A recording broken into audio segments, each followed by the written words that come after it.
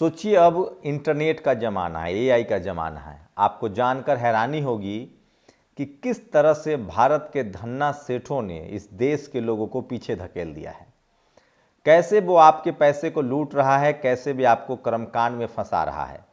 भारत का धन्ना सेठ जो है वो चुनिंदा नेताओं को, अधिकारियों को घूस देता है और वो अपना बिजनेस करता है। न तो उसे देश से मतलब है, न देश के युवाओं से मतलब है, न उसे विज्ञान से मतलब है और न उसे तरक्की से मतलब है।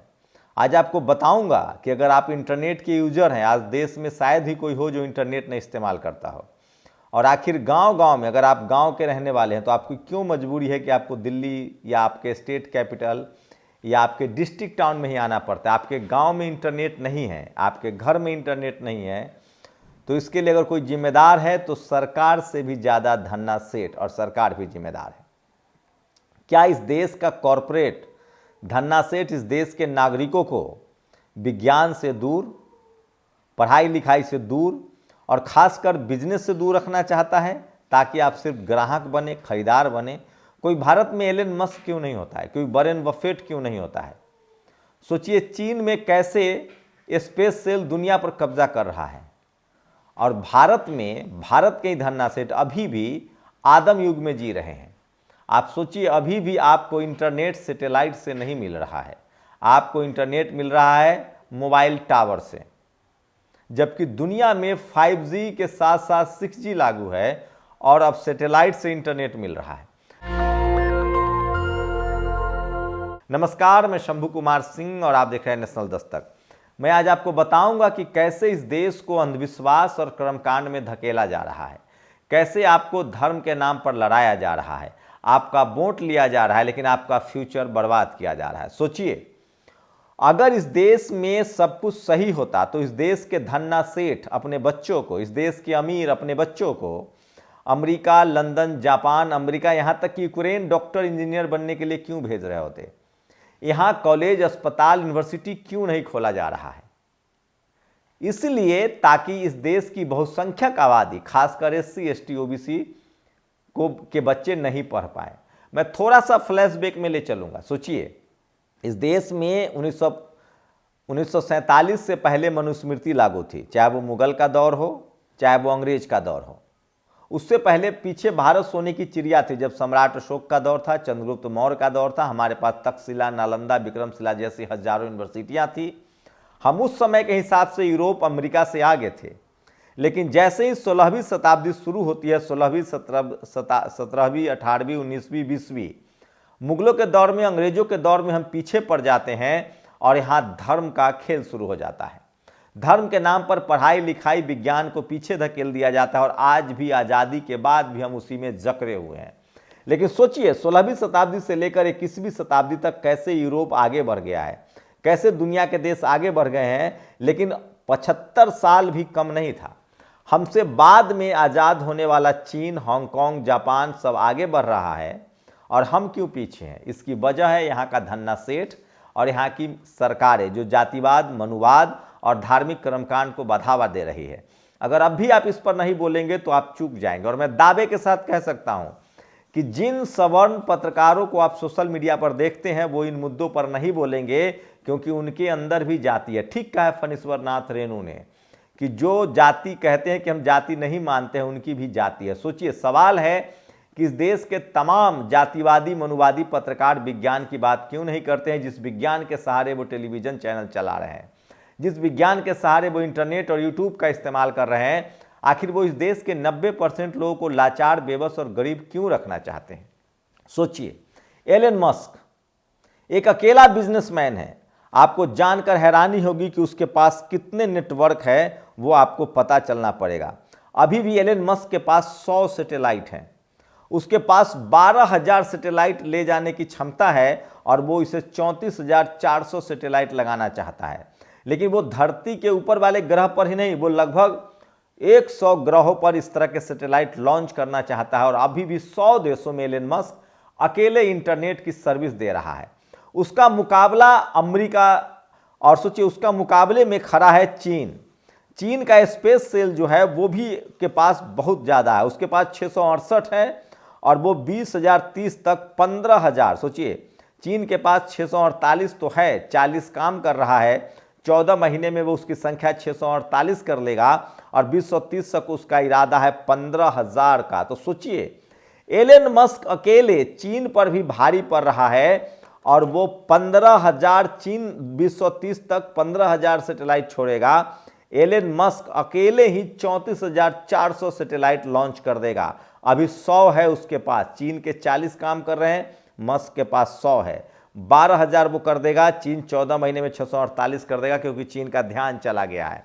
तो अब लड़ाई जो है वो चीन और मस्क के बीच है। अब कि सोचिए, चीन, मस्क के पास अपना घर नहीं है, वो विज्ञान पर खर्च कर रहा है, वो दुनिया को सैटेलाइट देना चाहता है। लेकिन आपके धन्ना सेठ क्या कर रहे हैं? अभी सुब्रमण्यम स्वामी ने कहा है कि अडानी, जिसका रद्द हो रहा है, जिस पर हंगामा मचा हुआ है, वो स्विट्जरलैंड में घर बना रहा है। आपका विजय माल्या भाग जाता है, नीरव मोदी भाग जाता है, मेहुल चोकसी भाग जाता है। आपके धन्ना सेठ में रोज एक वीडियो बना रहा हूं, किस तरह से हम आपको इकोनॉमी पर भी सचेत करना चाहते हैं कि आपको बिजनेस में, कॉर्पोरेट में आना पड़ेगा। आपके धन्ना सेठ, तमाम धन्ना सेठ वो कौन लोग हैं जो अपने बच्चों को विदेश भेज रहे हैं? भारत की स्थिति, भारत विदेश जाके कौन पढ़ता है? यहाँ के ब्यूरोक्रेट्स के बच्चे। कोई किसान का बच्चा तो विदेश नहीं जा रहा है, किसान का बच्चा देश की सेवा कर रहा है, वो सड़क बना रहा है, वो खेत भी जोत रहा है, वो सेना की भी नौकरी कर रहा है, वो भारत की अर्थव्यवस्था चला रहा है। कौन जाता है अमेरिका, विदेश, रूस, जापान पढ़ने? इस देश के ब्यूरोक्रेट्स, अमीर धन्ना सेठों के बच्चे, जो इस देश के सबसे ज़्यादा मलाईदार पदों पर हैं, चाहे वो बिजनेस में हो, चाहे कॉर्पोरेट में हो, चाहे सरकारी जॉब में हो, चाहे स्पोर्ट्स में हो, सिनेमा में हो, सब अपने बच्चे को विदेश पढ़ा रहे हैं और आपके लिए वो पॉल्यूशन छोड़ रहे हैं, आपके पैकेट काट रहे हैं। इस देश के 90% आबादी को लूटा जा रहा है।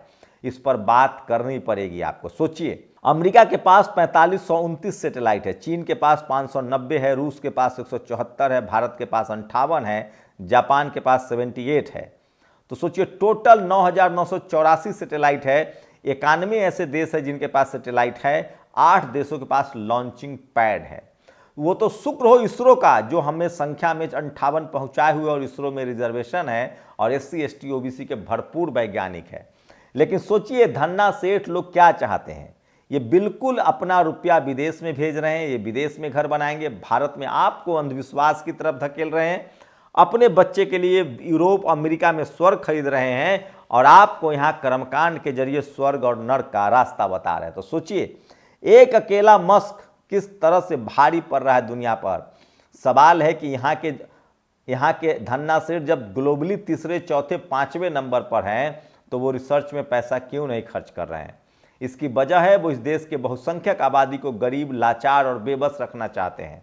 वो नहीं चाहते हैं कि आपके बच्चे भी कल वैज्ञानिक बने, साइंटिस्ट बने, कॉर्पोरेट में आए। वो चाहते हैं कि उनके दादा बिजनेसमैन थे, उनके बाप बिजनेसमैन है, उनका बेटा बिजनेसमैन रहे और बाकी इस देश के नागरिक या तो खरीदार रहे या मजदूर रहे या उनके यहाँ मुफ्त में नौकरी करे। उनका यहाँ के धन्ना सेठ बिल्कुल विज्ञान में, रिसर्च में, कॉलेज यूनिवर्सिटी में पैसा नहीं खर्च कर रहे हैं। वो दुनिया के दूसरे देशों में जो इन्वेंशन होता है, दूसरे के देशों में जो टेक्नोलॉजी आती है, उसको हायर करते हैं, उसको खरीदते हैं और आपसे 2 गुना, 3 गुना, 4 गुना दाम पर आपसे बेचते हैं।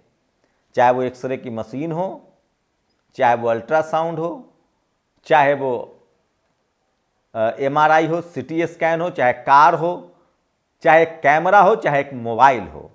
आपके यहाँ बिल्कुल रिसर्च नहीं है। हमारे पास कोई ग्लोबल लेवल की मोबाइल कंपनी नहीं है अपनी, कोई कंप्यूटर कंपनी नहीं है, कोई हमारे पास लैपटॉप कंपनी नहीं है, कोई कैमरे की कंपनी नहीं है।